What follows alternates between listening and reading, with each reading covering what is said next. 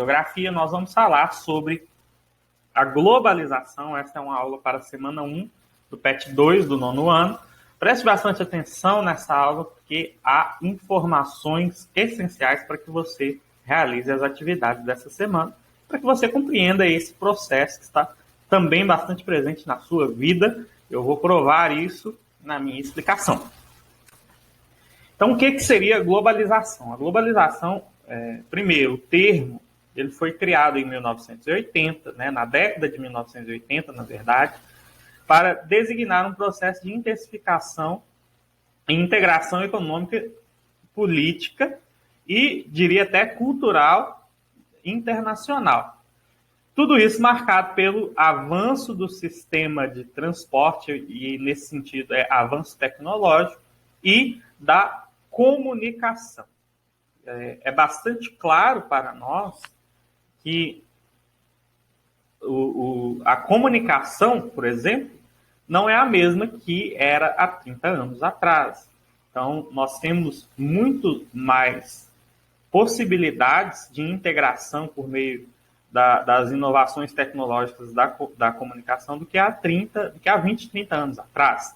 Então, a tecnologia, nesse quesito de informação e da globalização, da questão da comunicação, ela é algo que toca muito forte na vida, no nosso cotidiano. Quem não tem um telefone celular, quem não tem acesso à internet, quem não grava TikTok, não vê um vídeo do YouTube, os adolescentes aí que amam o K-pop, uma coisa do outro lado do mundo. Então, isso tudo está ligado com a globalização, essa integração econômica, política e cultural, ela está ligada a isso que chamamos de globalização. Então, principalmente o processo de integração global, ou seja, está todo mundo interligado de alguma forma. Os países, os estados nacionais estão interligados de alguma forma,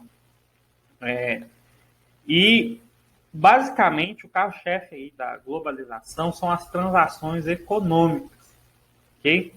E há valores políticos aí que também são difundidos, ideologias políticas aí que são difundidas, principalmente o neoliberalismo, que são valores aí do Ocidente. O que seria esse neoliberalismo? É a ideia que esse mercado mundial que forma-se aí com a globalização, ele deve autorregular-se sem tanta interferência dos governos. Então, por exemplo, vamos dar um exemplo de Brasil.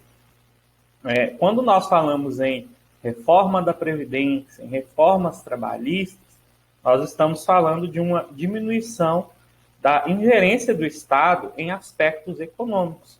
Porque se a pessoa tem uma empresa, principalmente uma transnacional ou uma multinacional, ela busca que os países tenham menos custos e com a seguridade daquele funcionário que ela está contratando.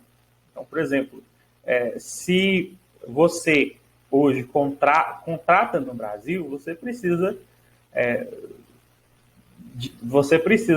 respeitar as leis trabalhistas. E, por exemplo, quando ocorreu a reforma trabalhista na época do governo Temer, nós tivemos aí uma diminuição das exigências em relação a patrões e empregados. Então, das exigências sobre as empresas em relação aos empregados. Então, nós temos aí que esta defesa que o mercado deve autorregular-se e que o Estado não deve interferir tanto na economia.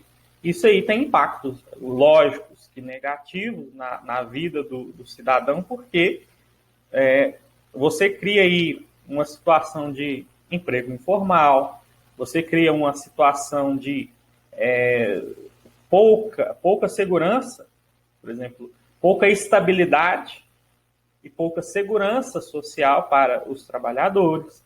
Então, existem aí vários aspectos a serem considerados nessa situação. Okay?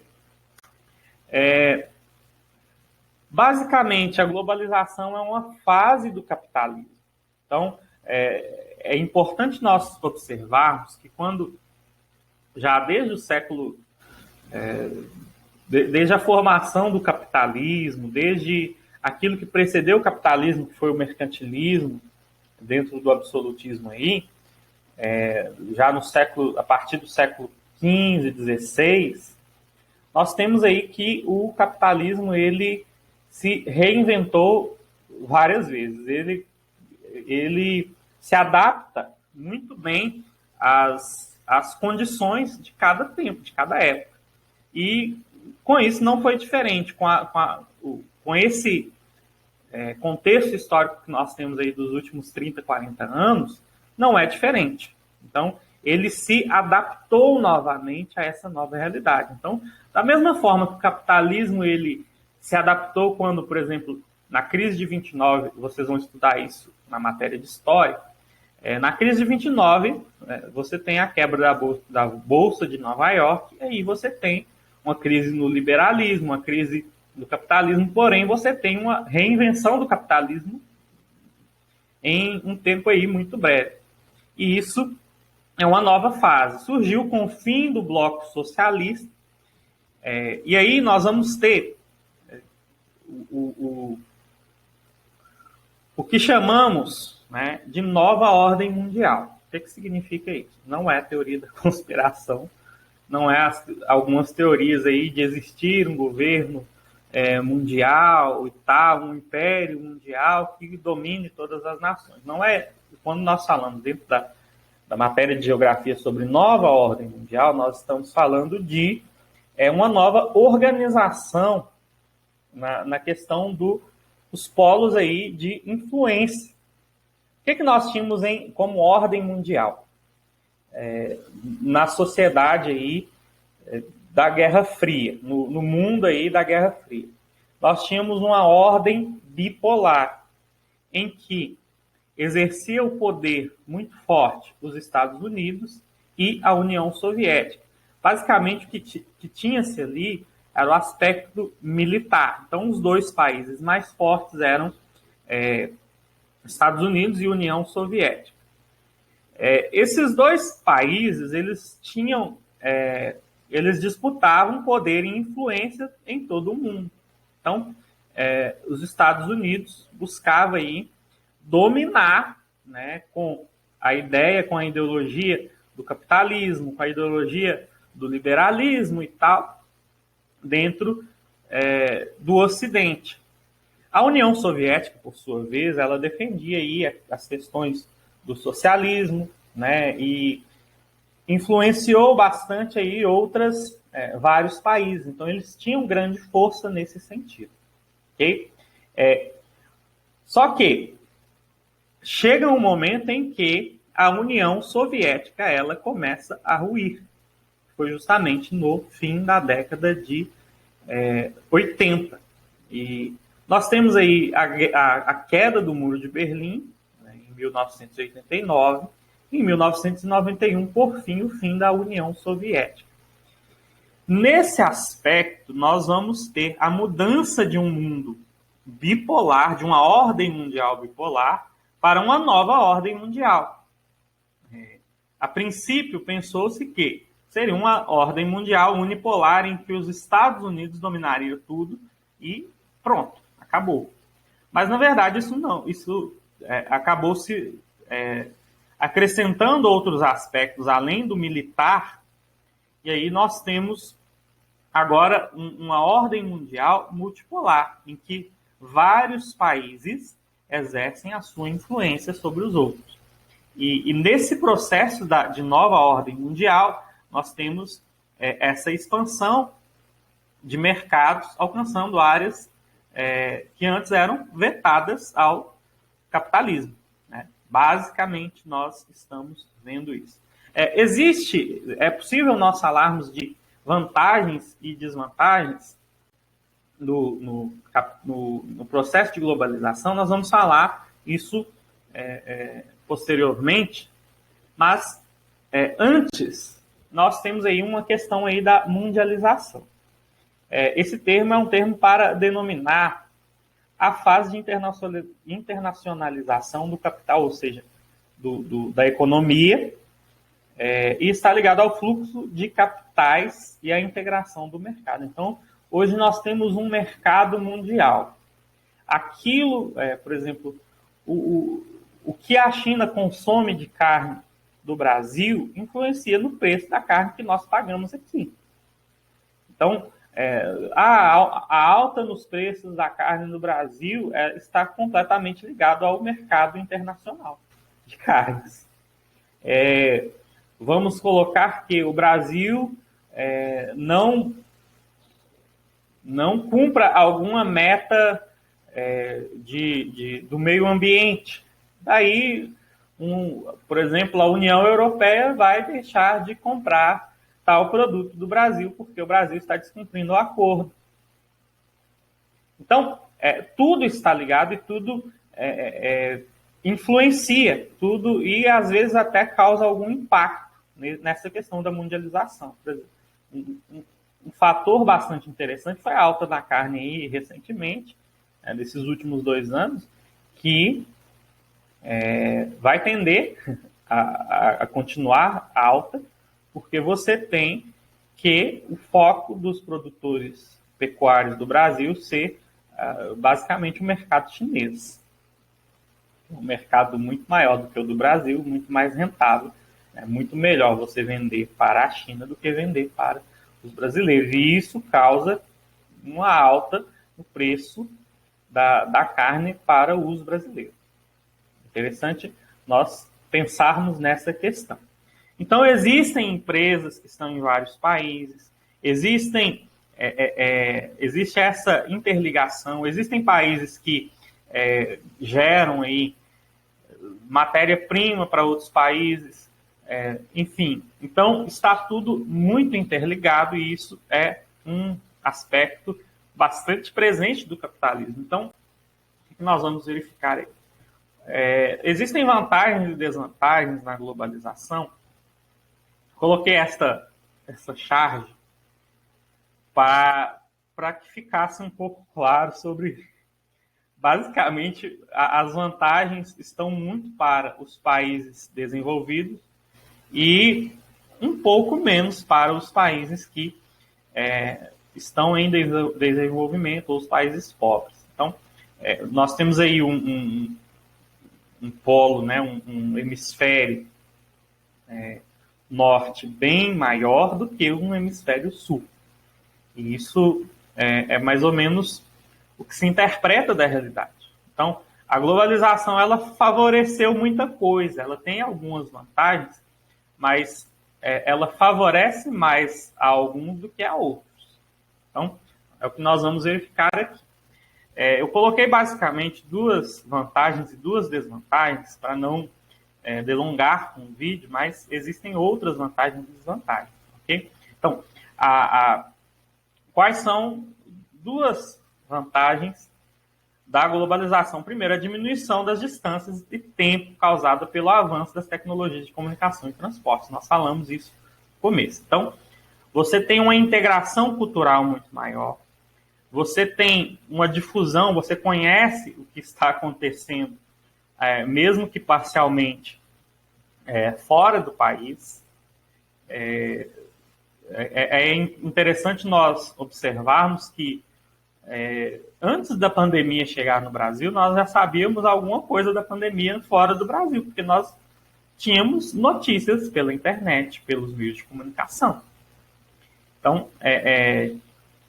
isso é o que agrava muito, talvez, aquilo que nós verificamos de negligência dos governantes aí, né? Então, a informação, ela chega muito mais rápido.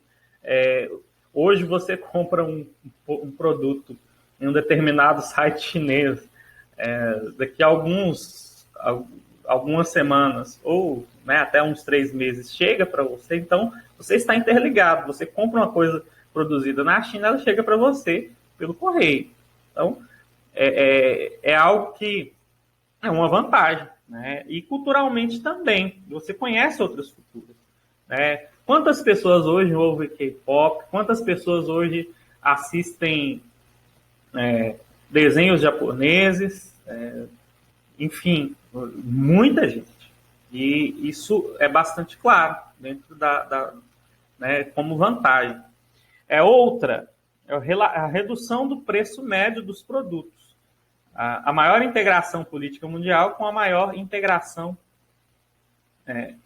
com muitos produtos que tornam-se mais baratos e também mais abundantes, sendo largamente difundidos em todo o planeta. Então, você tem essa vantagem na questão econômica, do preço das coisas. Você diminui o preço das coisas, porque, primeiro, você tem mais opções.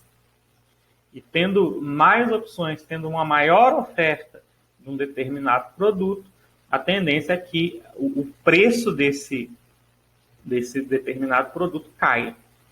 Okay? E aí nós vamos ter as desvantagens. E, principalmente, nas duas desvantagens aí vai ter uma palavra que é chave para a desvantagem, a forma desigual.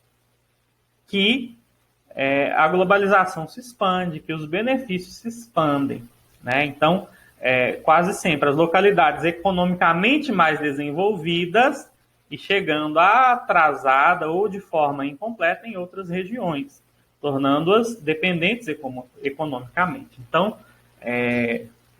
quando vamos pensar, se nós compararmos a internet no Brasil e a internet na União Europeia e nos Estados Unidos, né, a questão de velocidade, a questão de qualidade, nós estamos bastante atrasados. Então, existe o processo ele acontece de forma desigual. Né?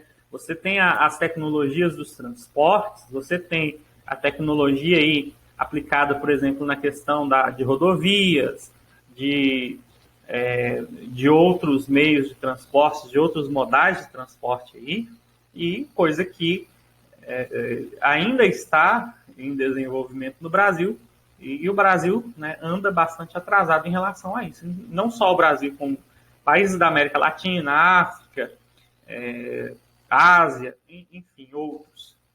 Então, existe essa forma desigual. Ritmo e direcionamento desiguais dos fluxos de informações. Isso é bastante importante também. Algumas regiões, principalmente aquelas pertencentes a países desenvolvidos, conseguem expandir facilmente seus valores e suas informações. O que significa isso? Hoje, nós temos bastante filmes norte-americanos, nós temos música norte-americana, o idioma que se fala aí mundialmente, o principal idioma que nós temos aí, é basicamente uma obrigação das pessoas adquirirem para poderem terem um número grande de informações, para se privilegiarem com muitas informações, é a língua inglesa. Né? Você tem, por exemplo, os polos de dominações aí na Ásia, né? A questão do K-pop, a questão dessa cultura aí japonesa, das culturas coreana, a questão da China. Então, valores e costumes de países desenvolvidos. Né? Expressões que nós usamos e redes sociais que nós usamos, todas ligadas a esses países desenvolvidos. Enquanto, de uma outra forma, você não... É difícil você encontrar informações em que, por exemplo, se conheçam os indígenas brasileiros, vamos colocar da região da região em que nós vivemos, aí fora daquilo que é uma pessoa que pesquisa. Então, os valores culturais, eles estão aí em todas as áreas, e você vê a presença aí dos países desenvolvidos. Quando você olha, por exemplo, para a culinária, você tem a culinária francesa, a culinária italiana, bastante difundida. Enquanto que, por outro lado, nós temos outros aspectos aí de culinária de outros países que seriam interessantes, que nós simplesmente ignoramos por causa desta desigualdade. Então, não somente nesse aspecto, né, culinário, mas de uma forma geral. Então, nós podemos perceber facilmente culturas desenvolvidas, né, aspectos culturais aí no nosso dia a dia de cultura americana, inglesa ou francesa, enquanto de outros países nós não vemos, né? Cai para aquilo que nós achamos pitoresco, curioso, mas não é uma coisa difundida, entendeu? Então, vamos para as atividades e vocês vão fazer essa semana, está bastante tranquilo. Essa número 1, eu gostaria de fazer uma observação interessante para vocês, porque existem 2 respostas corretas nela. Seria para ter apenas uma resposta correta, mas existem 2 respostas corretas nela e eu gostaria que você colocasse aquilo que você entende como correto, ok? A número 2, nós temos a questão da globalização, um trecho de uma música. E aí você vai analisar se é uma vantagem, quais as consequências da globalização, como que o autor da letra, né, julga a globalização e vai responder entre a letra A e a letra D. Vai buscar a correta. A número 3, você tem uma música do Gilberto Gil e você vai responder quais tecnologias são essenciais aí, foram essenciais para o processo de globalização. Tá? Muito claro aí dentro da letra, dentro desse poema do Gilberto Gil. A número 4 também, vocês vão observar aí, que é uma questão de múltipla escolha. Você vai colocar a consequência negativa diretamente relacionada à globalização. Né? Nós falamos aqui de alguns aspectos. Está bastante simples para vocês. A número 5, você vai completar essa tabela com os aspectos positivos e aspectos negativos. Eu coloquei alguns na explicação, mas não se limite a eles, tá bom? A número 6, você vai responder a letra A e a letra B, falando que é uma nova ordem mundial e quais seriam, né, na letra B, os argumentos utilizados que afirmam que a nova ordem mundial é multipolar. Eu expliquei aqui alguma coisa disso, mas seja criativo e pesquise também, né, a respeito disso. A número 7, coloca aí os conceitos de globalização e mundialização, que são coisas diferentes, mas relacionadas. E você vai explicar de que maneira a mundialização está inserida no processo da globalização.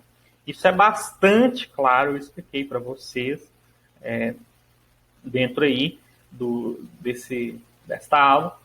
Se você tiver alguma dúvida, pode entrar em contato comigo e estou à disposição para atender vocês. Bons estudos e boa semana.